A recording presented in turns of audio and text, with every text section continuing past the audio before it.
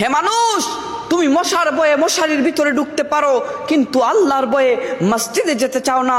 হায় আফসোস, আজ থেকে প্রায় ১৫০০ বছর আগে আল্লাহ রাসূল বলে গিয়েছিলেন, কিয়ামতের একটি আলামত হবে, আমার শেষ জামানার উম্মতগুলার মসজিদগুলো হবে সুন্দর সুন্দর, কিন্তু সেই মসজিদগুলাতে নামাজের জন্য মুসল্লি থাকবে না। আজ সেটা ঘটছে। আমার সোনার বাংলায় সুন্দর সুন্দর মসজিদ আছে, কিন্তু সেই মসজিদে নামাজ পড়ার মতো মুসল্লি পাওয়া যায় না। আল্লাহুম্মা গফিরলি, আল্লাহুম্মা গফিরলি।